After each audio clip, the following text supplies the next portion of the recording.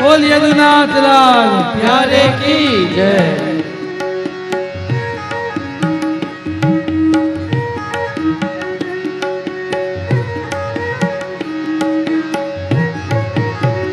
श्री वल्लभ नाम रूप जानवारे, वल्लभ नाम रूप जानवारे, वल्लभ नाम रूप जानवारे, वल्लभ नाम रूप जानवारे, जानवारे जानवारे, वल्लभ गुण गावारे गावारे, वल्लभ गुण गावारे गावारे, वल्लभ गुण गावारे गावारे गावारे गावारे, वल्लभ गुण गावारे गावारे, वल्लभ गुण गावारे गावारे।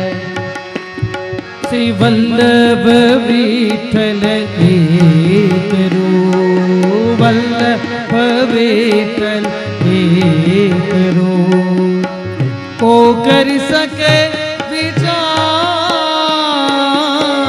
को कर सके विचार, गुण भाव श्री स्वामिनी प्रगट कृष्ण अवतार, प्रगट कृष्ण अवतार, वल्लभ गुण गावारे गावा, वल्लभ गुण गावारे गावारे।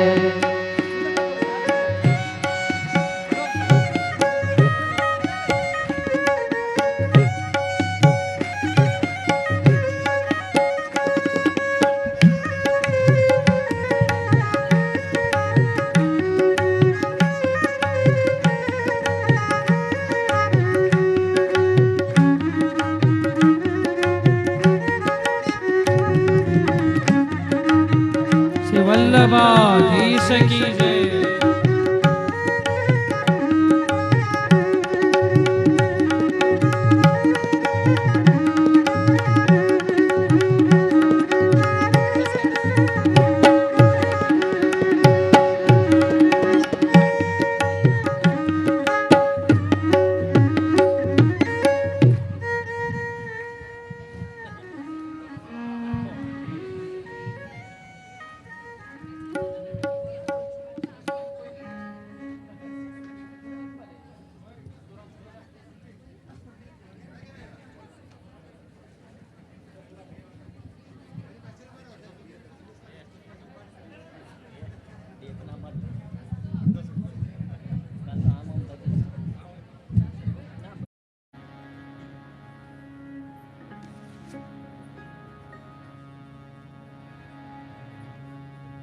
नमो भगवते तस्मै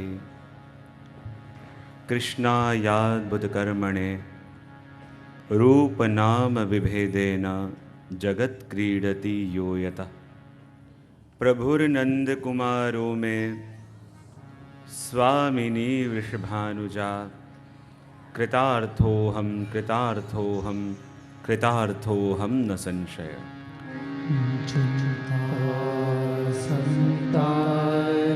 हन्तारो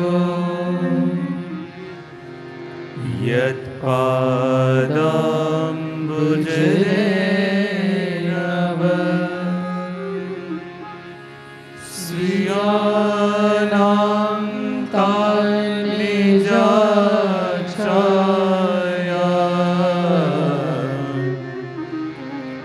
प्रणमामि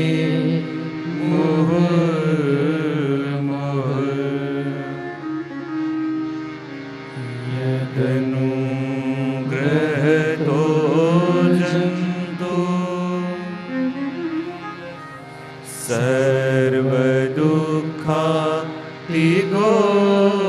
भवेत्, तमहं सर्वदा वन्दे श्रीमद् श्रीमद्वल्लभनन्दनम्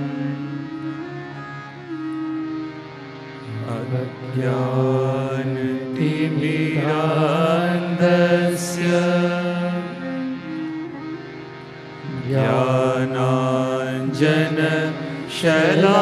ज्ञानाञ्जनशलाकया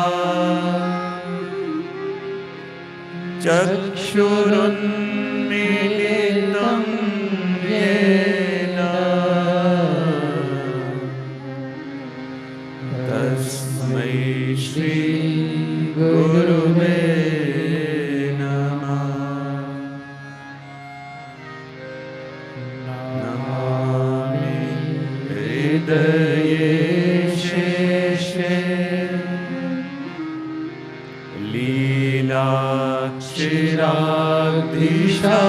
लीलाक्षिराब्धिशायिनम् लक्ष्मी सहस्रलीलाभिः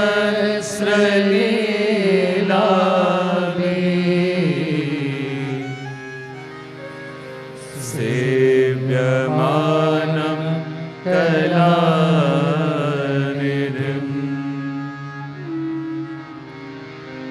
चतुर्भिश्च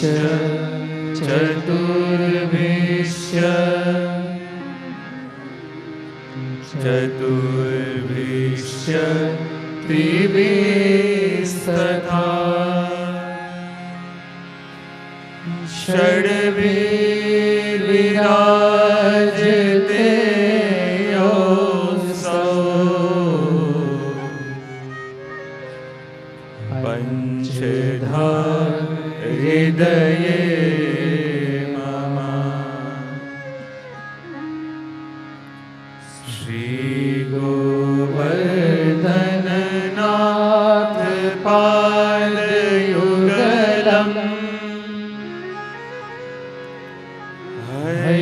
हैयङ्गवे न प्रियम् नित्यं श्रीमथुराधिपं सुखकरम् श्रीविठ्ठले शम्भुदा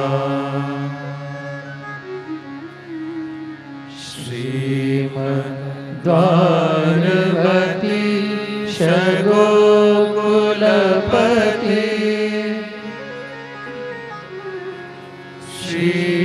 श्रीगोकुले विभो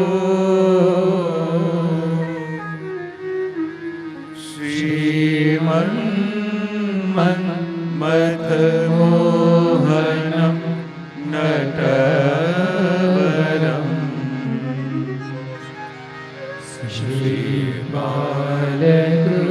श्रीबालकृष्णं भजे।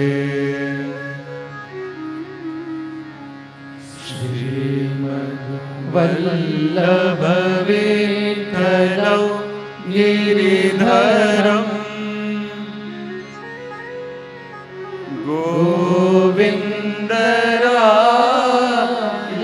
गोविन्दरायाभिधम्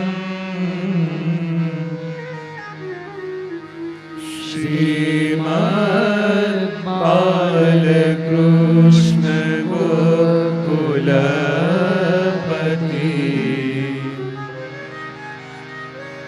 नाथं रघुनाथस्तथा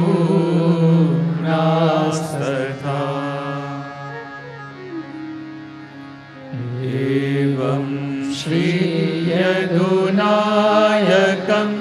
किल घन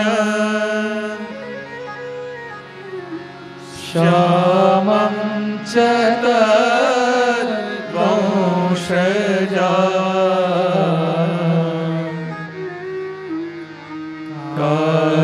कालिन्दे स्वदुरं गिरिं गुरो विभु श्रिय प्रभुश्च स्मरे।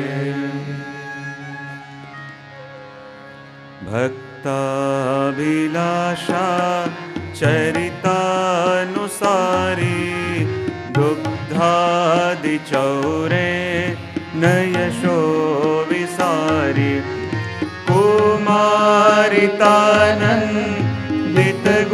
कुमारितानन्दितघोषनारी मम प्रभु श्री गिरिराजधारी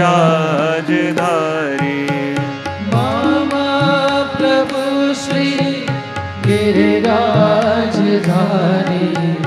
मम प्रभु श्री गिरिराजधारी व्रजाङ्गनावृन्दसदा विहारी अङ्गैर्गृहागा रतमोपहारि क्रीडारसावे शतमोऽपिसारि मम प्रभु श्री गिरिराजधारी मम प्रभु श्री गिरिराजधारी मम प्रभु श्री गिरिराजधारी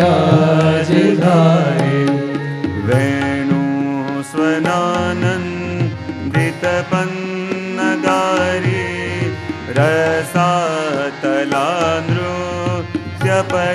रसातलानृत्यपदप्रचारि क्रीडन् वयस्या कृतिदैत्यमानि मम प्रभु श्री गिरिराजधारी मम प्रभु श्री गिरिराजधारी मम प्रभु श्री गिरिराजधारी पुलिन्ददारा हितशम्बरारी रमा सरोदा हृदया प्रकारि गोवर्धने कन्दफलोपहारी मम प्रभु श्री गिरिराजधारी मम प्रभु श्री गिरिराजधारी मम प्रभु श्री गिरिराजधारी कलिन्दजाको लदुकूलहारी कुमारिकाका मकलावितारी वृन्दावने को धनवृन्दचारी मम प्रभु श्री गिरिराजधारी मम प्रभु श्री गिरिराजधारी मम प्रभु श्री गिरिराजधारी व्रजेन्द्र सर्वाधिक शर्मकारी महेन्द्र गर्वाधिक गर्वहारी वृन्दावने कन्दफलोपहारी मम प्रभु श्री गिरिराजधारी मम प्रभु श्री गिरिराजधारी मम प्रभु श्री गिरिराजधारी मनः कलाना ततमो विदारी वंशीरवाका ऋततत्कुमारी दासो सवो द्वे लरसाप्तिसारी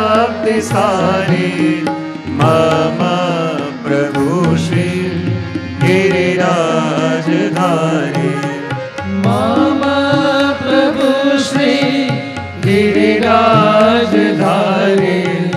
मम प्रभु श्री गिरिराजधारी मत्तद्विपोदा मगतानुकारी लुण्ठत्प्रसूना प्रपदीनहारी रामो रसस्पर्शकर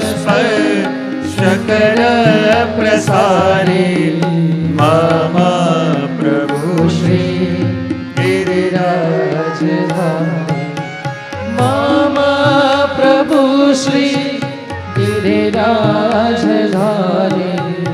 मम प्रभु श्री गिरिराजधारी। बोलिए श्री गिरिराज धरण की जय, श्री वल्लभाधीश की जय, श्री गोवर्धन नाथ की जय, श्याम सुंदर श्री यमुने महारानी जी की जय, श्री गोपाल लाल प्यारे की जय, श्री गोकुल नाथ की जय, श्री गोकुल नाथ की जय, श्री गोकुल नाथ नाथ की जय। श्री वल्लभ विठ्ठल गिरधारी यमुना जी की बलिहारी, श्री वल्लभ विठ्ठल गिरधारी यमुना जी की बलिहारी। जय यमुना श्री गोवर्धन नाथ महाप्रभु श्री विठ्ठल नाथ। जय यमुना श्री गोवर्धन नाथ महाप्रभु श्री विठ्ठल नाथ। जय यमुना श्री गोवर्धन नाथ महाप्रभु श्री विठ्ठल नाथ।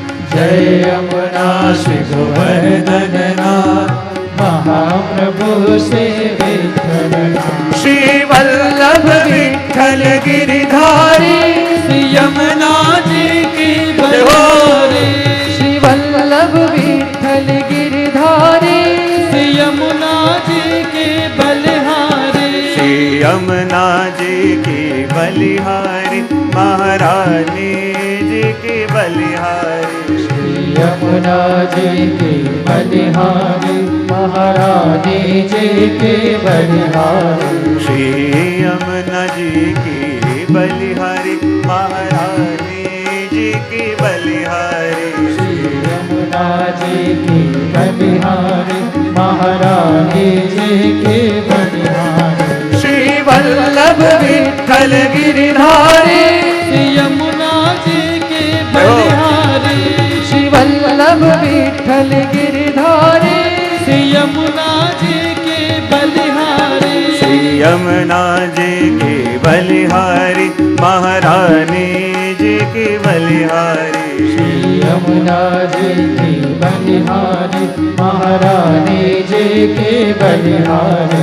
श्री यमुना जी की बलिहारी महारानी जी की बलिहारी। श्री यमुना जी की बलिहारी महारानी जी की बलिहारी। श्री वल्लभ विठ्ठल गिरधारी श्री यमुना जी की बलिहारी, श्री वल्लभ विठ्ठल गिरधारी श्री यमुना जी की बलिहारी, श्री यमुना जी की बलिहारी महारानी जी की बलिहारी, श्री यमुना जी की बलिहारी महारानी जी की बलिहारी, श्री यमुना जी की बलिहारी महारानी जी की बलिहारी। श्री वल्लभ विठ्ठल गिरिधारी श्री यमुना जी की बलिहारी। श्री वल्लभ विठ्ठल गिरिधारी श्री यमुना जी की बलिहारी। बोले श्री गोकुलनाथ की जय।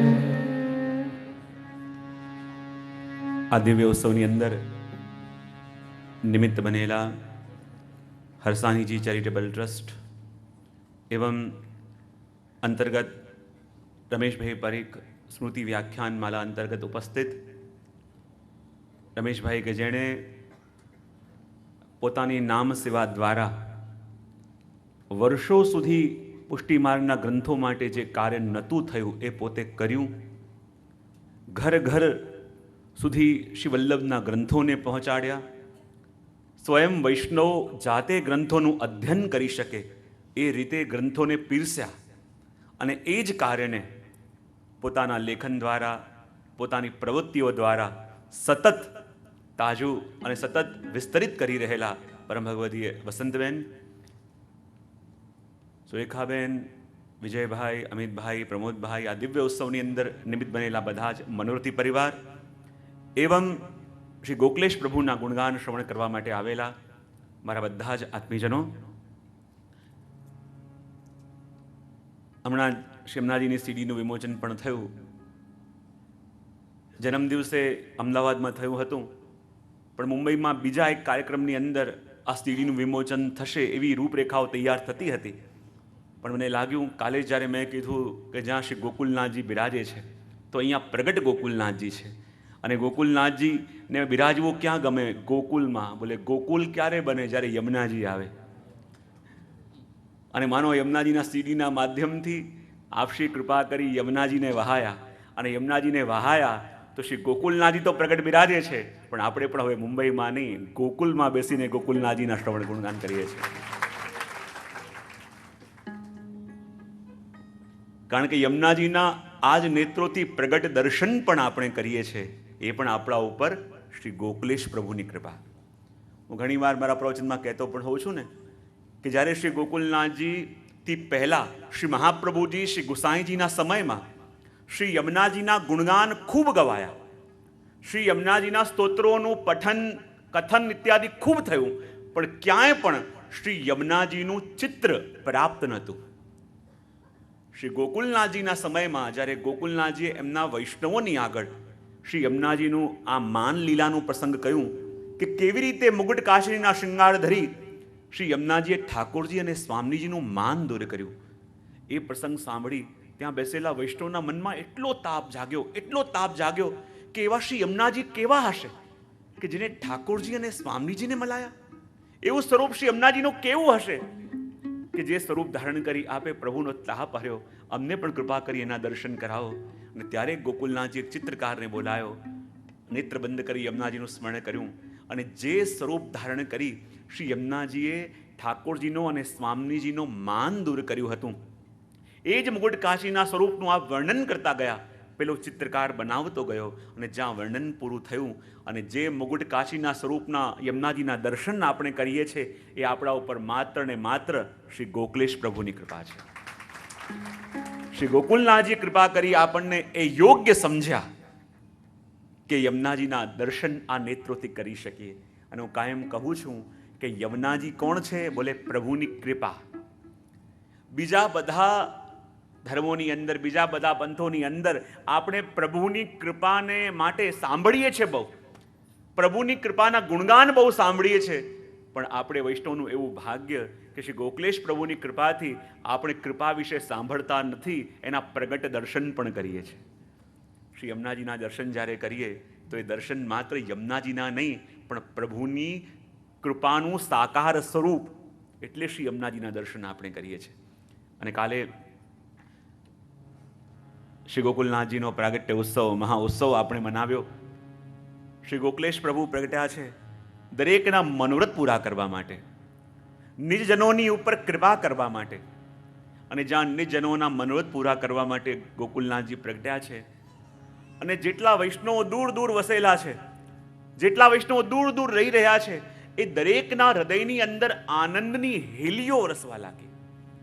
દરેકની અંદરથી આનંદનો સાગર માનો ઉભરાતો હોય એવો આનંદ દરેકને થવા લાગ્યો.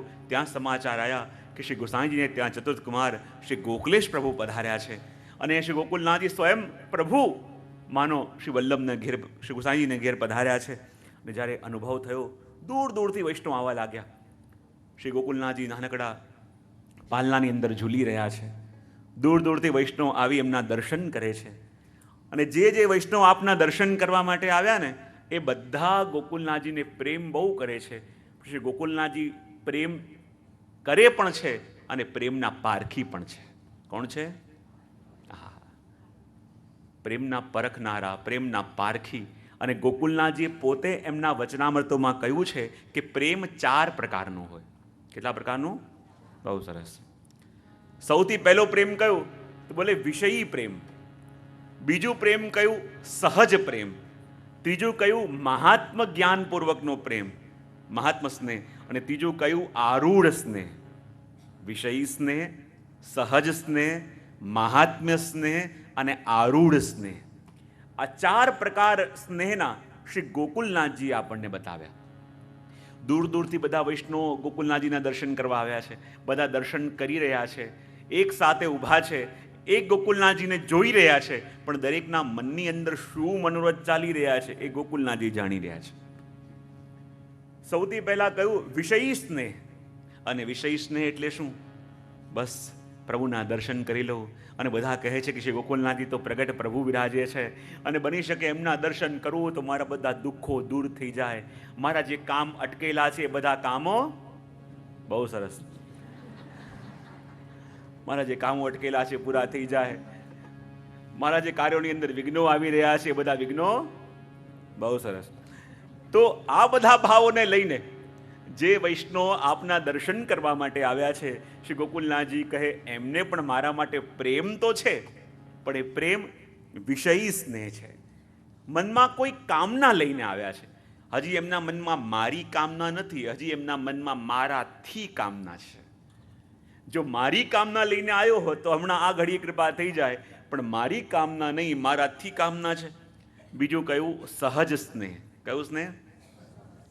અને સહજ સ્નેહની વ્યાખ્યા આપતા શ્રી ગોકુલનાથજી કહે જો આપણે બધા વૈષ્ણવો છીએ ને આ 4માંથી એકમાં આવી જઈએ.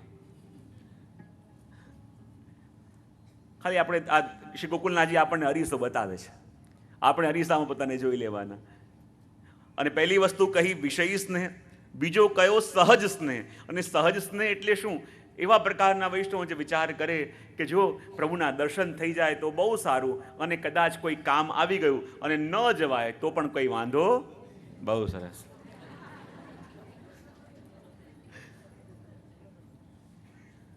પહોંચી ગયા તો સારું છે, ને ન પહોંચી શક્યા તો કાલે થશે, ક્યાં વાંધો છે?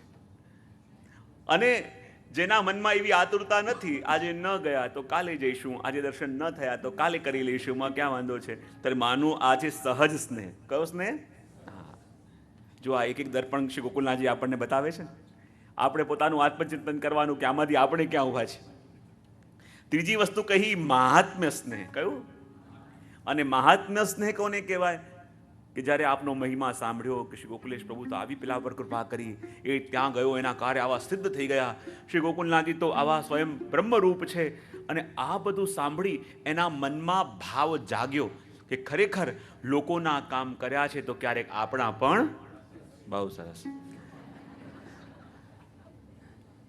અને એ ભાવ લઈને જે સન્મુખ ગયા તો માનું આ આયા છે ખરા, પણ મહાત્માથી ખેંચાઈને, મહાત્માના ભાવને જાણીને અને પછી આવ્યા છે. અને ત્રીજું ચોથું છે આરૂઢ સ્નેહ. કયું છે? અને આરૂઢ સ્નેહ કોને કહેવાય? શ્રી ગોકુલનાથજી વ્યાખ્યા કરે જેમ કોઈ વ્યક્તિએ નશો કરી લીધો હોય, અને નશો કરી લીધો હોય અને એને તમે જગાઈ જગાઈને કેટલું કહો, જેમ એ કંઈ માનવા કે સાંભળવા તૈયાર ન હોય. અને આરૂઢ જીવો તો એ છે કે જેણે પ્રભુના પ્રેમનો એવો નશો ચઢી ગયો છે, જેને કંઈ પોતાના દેહનું ભાન નથી રહ્યું, જેને પોતાના ઘરનું ભાન નથી રહ્યું, જેને પોતાના પરિવારનું ભાન નથી રહ્યું, અને એવો નશાયુક્ત કે જેણે પ્રેમનો નશો પી લીધો છે, એવા સ્નેહીને શ્રી ગોકુલનાથજી કહે છે કે આ આરૂઢ સ્નેહી છે. અને આરૂઢ સ્નેહી એટલે એવો કે જેણે પ્રભુના પ્રેમની મદિરા પી લીધી છે, પ્રભુના પ્રેમનો આસવનું પાન કરી લીધું છે, અને જેના હાથમાં હવે કંઈ રહેવું નથી. એને દોરનારો જ્યાં દોરી જાય ત્યાં એ જવા તૈયાર છે. તો 4 પ્રકારના જીવો આવેલા છે. શ્રી ગોકુલનાથજીના દર્શન કરે છે. અને અમારા વલ્લભદાસજી તો કહે કે ગોકુલનાથજીના દર્શન કરતાં કરતાં એ વૈષ્ણવોને નવધા ભક્તિ સિદ્ધ થઈ રહી છે. કોઈ કહે દર્શન કરતાં કરતાં નવધા ભક્તિ કેવી રીતે સિદ્ધ થાય છે?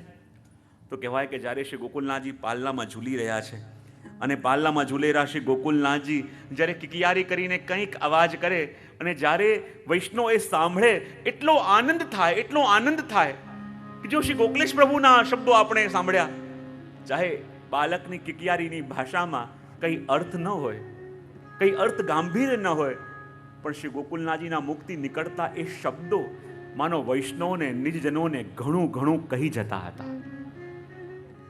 જે સાધારણ જીવો છે એને ખાલી એ અવાજ લાગતો હતો, ખાલી એ અર્થ વિનાના શબ્દો લાગતા હતા, પણ જે નિજજનો છે એ તો ઘણું ઘણું એ બાળકની કિકિયારીની અંદરથી પણ પામતા હતા. અને બાળકની કિકિયારીમાંથી પામતા હતા ત્યારે એમને લાગ્યું કે આ અમને શ્રવણ ભક્તિ સિદ્ધ થઈ ગઈ. પાલનાની પાસે ઊભા ઊભા એ બાળક રમતા રમતા હાથ હલાવે અને જ્યારે મુખમાંથી અવાજ કરે, એ અવાજ સાંભળતા માત્ર વૈષ્ણવને એમ લાગે કે અમને શ્રવણ ભક્તિ સિદ્ધ થઈ ગઈ. આગળ કહે કે જ્યારે વૈષ્ણવને બોલાવે કે જો શ્રી ગોકુલનાથજી, જો શ્રી ગોકુલનાથજી, અને આવી રીતે મુખમાંથી જ્યારે શ્રી ગોકુલેશ પ્રભુનું નામ નીકળે, વૈષ્ણવને લાગે અમને કીર્તન ભક્તિ પણ સિદ્ધ થઈ ગઈ. અને જ્યારે વૈષ્ણવ બહાર ઊભા હોય, અંદર ભીડ છે, અને અંદર જઈને કહે કે જુઓ શ્રી ગોકુલેશ પ્રભુ કેવી રીતે સુંદર મીઠા મીઠા અવાજો કરે છે, મીઠા મીઠા શબ્દો બોલી રહ્યા છે, અને પાલનામાં ખેલતા ખેલતા પ્રભુ એવા સુંદર લાગે છે, એવા સુંદર લાગે છે. અને શબ્દો સાંભળતાની સાથે જ વૈષ્ણવનું સ્મરણ શ્રી ગોકુલેશ પ્રભુનું થવા લાગે ત્યારે માનું આ સ્મરણ ભક્તિ વૈષ્ણવને સિદ્ધ થઈ. જે વૈષ્ણવ આગળ આવ્યા છે અને કોઈ કહે કે એવું કરો શ્રી ગોકુલનાથજી માટે આ ખિલોના લઈ આવો, આ લઈ આવો, આ પેલું લઈ આવો, અને એક એક વસ્તુ દોડી દોડીને પ્રભુની સન્મુખ મૂકે ત્યારે માનું કે આ પાદ સેવન ભક્તિ સિદ્ધ થઈ. કોઈ કહે કે જો શ્રી ગોકુલનાથજીને કદાચ તડકો લાગતો હોય, કદાચ ગરમી લાગતી હોય, તમે આ વસ્તુ ત્યાં ધરાવી દો, શીતલતા લાગતી હશે કંઈક આ ઓઢાવી દો. અને એ શ્રી ગોકુલનાથજીને શીતકાલમાં રજાઈ ઓઢાવે છે અને એમને લાગે છે કે અમને અર્ચન અને વંદન ભક્તિ પણ સિદ્ધ થઈ ગઈ. અને જે રીતે શ્રી ગોકુલનાથજી પોતાના ચરણ જ્યારે રજાઈ ઓઢાવવા જાય અને ચરણ ઊંચા કરી એના મસ્તક પર અડાવે તો લાગે આ દાસ ભક્તિ પણ અમને સિદ્ધ થઈ ગઈ. અને જ્યારે શ્રી ગોકુલનાથજીને ખોળામાં તેડે અને ગોકુલનાથજી એની સાથે રમતા હોય તો લાગે અમને સખ્ય ભક્તિ પણ સિદ્ધ થઈ ગઈ. અને જ્યારે પોતાનું સર્વસ્વ શ્રી ગોકુલેશ પ્રભુના ચરણોમાં સમર્પિત કરે ત્યારે લાગે આ આત્મનિવેદન ભક્તિ પણ સિદ્ધ થઈ ગઈ. અને પાલનામાં ખેલતા પ્રભુના દર્શન કરતા કરતા, પાલનામાં ખેલતા શ્રી ગોકુલનાથજીના દર્શન કરતા કરતા માનો વૈષ્ણવને નવધા ભક્તિ સિદ્ધ થવા લાગી. અને દર્શન પણ બધા વૈષ્ણવ કરી રહ્યા છે. ધીમે ધીમે શ્રી ગુસાઈજી પ્રભુચરણ પણ પધાર્યા છે. અને કહેવાય કે શ્રી ગોકુલનાથજીનો પ્રાગટ્ય ઉત્સવ 1 વર્ષ ચાલ્યો. કેટલો? અને 1 વર્ષ આખા પ્રાગટ્ય ઉત્સવ ઉજવાયો છે. ધીમે ધીમે સમય ગયો અને કહેવાય કે શ્રી ગોકુલનાથજી હવે ઊંઠા થયા, કર્ણવેદ સંસ્કાર થયા. અને કર્ણવેદ સંસ્કાર થયા એનાથી પહેલાં અન્નપ્રાશન પણ કરાવવામાં આવ્યું. અને બધા કે જરા જુએ તો ખરા કે બાળકની વૃત્તિ ક્યાં છે. અને શ્રી ગોકુલનાથજીની વૃત્તિ જાણવા માટે સામે ઘણી બધી વસ્તુઓ મૂકવામાં આવી અને કહે કે આમને હવે ત્યાં પધરાઈએ અને જોઈએ આ બધી વસ્તુઓમાંથી એ બાળક શું ઉચકે છે. અને જે વસ્તુ ઉપાડે તો ખબર પડે કે આ બાળકની વૃત્તિ કયા કાર્યમાં થશે. અનેક વસ્તુઓ મૂકવામાં આવી છે, અનેક પ્રકારના પદાર્થ ત્યાં મૂકવામાં આવ્યા છે. અને જ્યારે શ્રી ગોકુલનાથજીને ત્યાં પધરાવવામાં આવ્યા તો ગોકુલનાથજી હાથ કરતા કરતા એક હાથમાં માળા પકડી અને બીજા હાથમાં શ્રીમદ ભાગવતજીને પકડ્યા. અને જ્યાં એક હાથમાં માળા અને બીજા હાથમાં ભાગવતજીને પકડ્યા અને બધા વૈષ્ણવને સંતોષ થયો કે હવે આ પુષ્ટિ સૃષ્ટિ સનાત થવાની છે. શ્રી ગુસાઈજીને સંતોષ થયો કે જેના માટે એમનું પ્રાગટ્ય થયું છે એ લક્ષણ આજે અમે જોઈ લીધા. એક હાથમાં માળા અને એક હાથમાં ભાગવતજી. માળાનું રક્ષણ કરશે અને ભાગવતજીના અવગાહન દ્વારા ભાગવતજીના સિદ્ધાંતનો આખા ઘટઘટમાં વિશ્વમાં પ્રચાર કરશે અને બધા જીવોને પ્રભુની સન્મુખ કરશે. એ સંતોષ પણ બધાને થયો. ધીમે ધીમે સમય ગયો અને કહેવાય કે આપનું મુંડન સંસ્કાર પણ થયા. અને મુંડન સંસ્કાર થયા અને વૈષ્ણવને શ્રી ગોકુલનાથજીના માટે એટલો પ્રેમ. અને આપના કેશ એટલા લાંબા લાંબા હતા અને એટલા સુંદર કેશ, એટલા સુંદર કેશ કે જ્યારે મુંડન થતા હતા બધા વૈષ્ણવનો એવો જીવ બળે કે આપના કેશ વડા કરવામાં આવશે, આપના કેશ દૂર કરવામાં આવશે. પણ જ્યારે શ્રી ગોકુલનાથજીના મુંડન થયું અને કહેવાય કે જેણે આપના મુંડન સંસ્કાર કર્યા એને જેટલા વાળ હતા એટલા મોતી વૈષ્ણવોને શ્રી ગુસાઈજી આપ્યા. અને જ્યાં ધીમે ધીમે સમય ગયો અને જ્યાં ધીમે ધીમે સમય વ્યતીત થવા લાગ્યો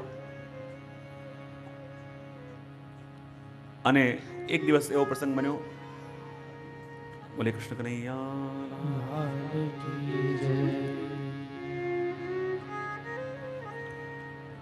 એક દિવસ શ્રી ગુસાઈજીને પણ ગોકુલનાથજી એટલા પ્રિય હતા, એટલા વાલા. અને એ વખતે સૌથી નાના હતા અને એટલા વાલા કે જ્યારે આ પહોળે તો શ્રી ગુસાઈજી એમને પોતાની પાસે પોઢાવતા અને એટલું વહાલ કરીને પોઢે.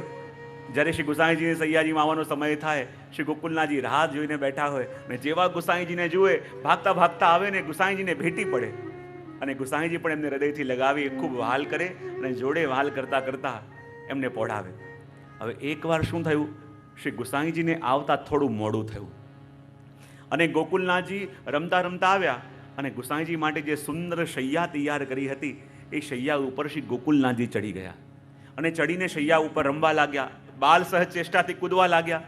ત્યાં જે નવો નવો ખવાસ હતો એણે શ્રી ગોકુલનાથજીને નીચે ઉતરવાનું કહ્યું કે જુઓ, આ શ્રી ગુસાઈજી માટેની શૈયા છે, આપ એમાં કૂદશો તો બગડી જશે. અને જ્યાં આવા શબ્દો કહ્યા, શ્રી ગોકુલનાથજીને ન ગમ્યું અને નાનકડા ગોકુલનાથજી નીચે ઉતર્યા અને ખૂણામાં દૂર ઊભા ઊભા રડવા લાગ્યા.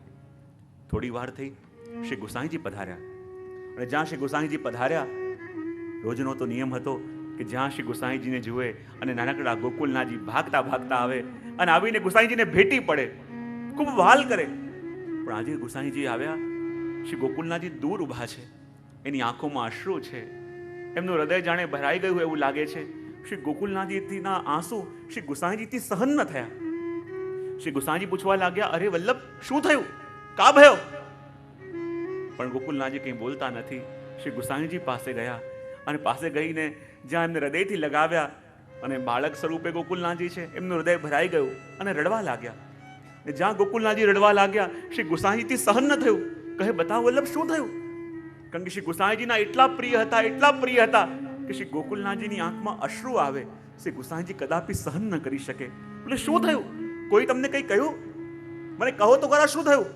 તો ગોકુલનાથજી કહે, કાકાજી, જ્યારે હું આ શૈયા ઉપર રમતો હતો, ખેલતો હતો, મને આપના ખવાસે કહ્યું કે આમાંથી ઉતરી જાઓ, શૈયા ખરાબ થશે. અને આ ગોકુલનાથજીને પોતાની શૈયામાંથી દૂર કરવાનું ખવાસે કહ્યું. આ સાંભળી શ્રી ગુસાઈજીને એટલું દુઃખ થયું, એટલું દુઃખ થયું. શ્રી ગુસાઈજી કહે કે જે શૈયા ઉપર મારો ગોકુલેશ ન પહોળે એ શૈયા પર હું પણ નહીં પડું, એ શૈયાને હમણાં દૂર કરો. એ સમય એ શૈયાજીને શ્રી ગુસાઈજીએ દૂર કરવામાં આવી. કહેવાય કે આને છિન્ન છિન્ન કરી નાખો, કે જે મારા શ્રી ગોકુલનાથજીના ઉપયોગમાં ન આવે, મારા શ્રી વલ્લભના ઉપયોગમાં ન આવે, એનો ઉપયોગ હું પણ નહીં કરું. આ વિચાર કરો, શ્રી ગોકુલનાથજી માટે કેવો સ્નેહ શ્રી ગુસાઈજીને, કેવો સ્નેહ શ્રી ગુસાઈજીને, કે જે શૈયા ઉપર શ્રી ગોકુલનાથજીને પડવા ન દીધા, ત્યાં શ્રી ગુસાઈજી પોતે ન પડ્યા.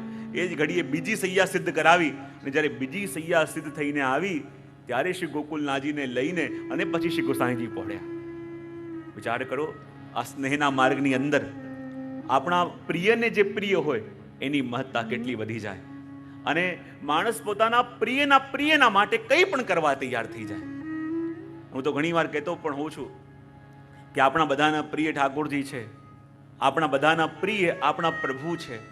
પણ આપણા પ્રભુનો સુખ, આપણા પ્રભુનો આનંદ શેમાં છે? જ્યાં સુધી આપણે એ જાણી ન શકીએ ત્યાં સુધી એની પ્રિયતાનો અનુભવ આપણને ન થઈ શકે. જે શૈયા ઉપર શ્રી ગોકલેશ પ્રભુ ન પડ્યા, એ શૈયાને પણ શ્રી ગુસાઈજી નકામી ગણી અને નકામી ગણી એને દૂર કરી. જો આ પ્રભુ પ્રાપ્તિના માર્ગમાં, આ પ્રભુ ભક્તિના માર્ગમાં હું કાયમ કહેતો હોઉં કે જ્યારે પ્રભુ સાથે, આપણા પ્રિય સાથે જ્યારે એવો તાર જોડાઈ જાય તો સ્નેહનું લક્ષણ છે તસ્મિન તજ્જને ભેદા ભાવાત. અને તસ્મિન જન ભેદા ભાવાત એટલે શું? કે જ્યાં પ્રિયતા હોય તો એને કંઈક થાય અને એની અસર આપણને થવી જોઈએ, અને એને કંઈક થાય અને અસર આપણને થાય તો માનવું કે તાર હજી જોડાયેલા છે. અને એને કંઈક થયું અને આપણને કંઈ ફરક પડતો નથી તો માનવું કે તાર હવે તૂટી ચૂક્યા છે. તો વિચાર કરો કે આપણા પણ સેવ્ય છે, આપણા પણ પ્રભુ છે, આપણા પણ ઠાકોરજી છે, એનાથી આપણા તાર કેટલા જોડાયેલા છે, એનાથી કેટલા આપણે પોતાની જાતને જોડી શક્યા છે. એના આધારે આપણા માર્ગમાં આપણી ગતિ આગળ થાય. ધીમે ધીમે સમય વ્યતીત થવા લાગ્યો. શ્રી ગોકલેશ પ્રભુ મોટા થઈ રહ્યા છે અને જ્યાં મોટા થયા, શ્રી ગુસાઈજી વિચાર કર્યો કે હવે તો મારે શ્રી ગોકુલનાથજીનો યજ્ઞોપવિત સંસ્કાર કરવો છે. અને યજ્ઞોપવિત સંસ્કાર કરવા માટે ચૈત્ર સુદ છઠના દિવસે આપના યજ્ઞોપવિત સંસ્કાર કરવામાં આવ્યા. અને જ્યાં બટુક બન્યા, આપે ભિક્ષા લીધી અને જ્યાં યજ્ઞોપવિત સંસ્કાર થયા અને હવે આપનો અધિકાર આવ્યો કે આપ વેદનું અધ્યયન કરી શકે. અને વેદનું અધ્યયન કરવાનો અધિકાર પ્રાપ્ત થયો અને આપે કર્ણાટકના વિદ્વાન નારાયણજી પાસે વેદનું અધ્યયન કરવાનો અને સકલ શાસ્ત્રો ભણવાનો પ્રારંભ કર્યો. પણ ધીમે ધીમે સમય વ્યતીત થવા લાગ્યો. ઠાકોરજીની ઈચ્છા, શ્રી ગોસાઈજીની ઈચ્છા, શ્રી ગોકલેશ પ્રભુની ઈચ્છા કંઈક ઓર લીલા કરવાની હતી. ધીમે ધીમે શ્રી ગોકુલનાથજી મોટા થવા લાગ્યા અને જ્યાં ગોકુલનાથજી મોટા થવા લાગ્યા ત્યાં અડેલમાં યવનોનો ઉપદ્રવ થવા લાગ્યો. અને જ્યાં અડેલમાં યવનોનો ઉપદ્રવ થવા લાગ્યો, શ્રી ગોસાઈજી વિચાર કર્યો કે હવે અડેલ છોડીને આગળ ગઢા ગામ તરફ પ્રયાણ કરવું જોઈએ. અને એમ વિચાર કરી શ્રી ગોસાઈજી બધાને કહ્યું કે આપણે હવે અડેલ છોડી અને ગઢા ગામ તરફ પ્રયાણ કરીએ. બાલકૃષ્ણલાલજી, રઘુનાથજી પણ જોડે છે અને ગોસાઈજી બધાને લઈ અને અડેલ છોડી ગઢા ગામ તરફ આગળ જવા લાગ્યા. અને કહેવાય જ્યાં ચાલતા ચાલતા આગળ જતા હતા, શ્રી ગોકુલનાથજી મૈયા પાસે રથમાં બિરાજેલા છે ને શું જોયું? ત્યાં એક ખેતર આવ્યું અને ખેતરની અંદર ઘણા બધા મહુડા ઉગેલા છે અને બધા લોકો એ મહુડા ખાઈ રહ્યા છે. શ્રી ગોકુલનાથજી જોયું ને જોઈને કહ્યું કે આ શું છે? બોલે આ મહુડા છે. બોલે કેવું લાગે? બોલે બહુ સુંદર છે. શ્રી ગોકુલનાથજી મૈયાથી આજ્ઞા લીધી, મૈયા મને પણ મન થયું છે, હું પણ આ એક મહુડો ખાઉં. કહે કે ભલે અરોગો આપ. ને જ્યાં આજ્ઞા આપી અને ગોકુલનાથજી જેવું એ મહુડો અરોગ્યો અને કહેવાય આપને એટલી પીડા થઈ કે તરત મુખમાંથી બહાર કાઢ્યું. એવો સ્વાદ એનો હતો કે તમ્મર ચડી ગયા. એવો સ્વાદ હતો કે એટલી પીડા થવા લાગી. અને ત્યારે ગોપાલદાસજી લખ્યું ને કે શ્રી ગોકુલનાથજી આજ્ઞા કરી અને આ બહુ સમજવા જેવું છે. સામગ્રી બિન જાણી પ્રભુ આગળ ધરીએ નવ આણી, દેખી તે સુંદર ભાવે પણ ગુણ વિના કાજ ના આવે. શું કહ્યું? સામગ્રી બિન જાણી. ઠાકોરજીને જે પણ સન્મુખ કરીએ, ઠાકોરજીને કઈ વસ્તુ, કયો જીવ પ્રભુની આગળ, ઘણા કહે ને કે આ જીવને બ્રહ્મસ્વન લેવડાવવું છે, આને બ્રહ્મસ્વન લેવડાવવું છે, પણ જેવી રીતે આજ્ઞા લેવા માટે આવે ને જોઈને ખબર પડી જાય કે આ જીવ પ્રભુને લાયક છે કે નહીં. અને જે જીવ પ્રભુને લાયક હોય એ જીવ પ્રભુને સન્મુખ થયા વિના રહેશે નહીં. અને પ્રભુને લાયક નથી તો લાખ સન્મુખ કરો, એ સન્મુખ થઈ નહીં શકે. એટલે તો આપે આજ્ઞા કરી કે સામગ્રી બિન જાણી પ્રભુ આગળ ધરીએ નવ આણી. કે જે પણ વસ્તુ પ્રભુને સન્મુખ કરીએ, જે પણ પદાર્થ પ્રભુને સન્મુખ કરીએ તો એનું સ્વરૂપ જોયા વિના એના ગુણ જોઈને પછી પ્રભુની સામે ધરવું. અને જ્યારે પ્રભુને લાયક હોય એને પ્રભુને ધરાઈએ તો પ્રભુને સુખ મળે. ઘણીવાર ઘણી જગ્યાએ જઈએ અને લોકો કહેતા હોય કે શું કરીએ, અમારા ઘરમાં આ માનતા નથી, અમારા ઘરમાં આ ઠાકોરજીની સન્મુખ થતા નથી. અને હું ઘણીવાર મારા પ્રવચનમાં કહેતો પણ હોઉં છું કે કોઈ પણ દેશના તમારે ઇલેક્શનમાં ઊભા રહેવું હોય તો એની પહેલી શરત શું છે? એ વ્યક્તિ એ દેશનો નાગરિક હોવો જોઈએ. બરાબર?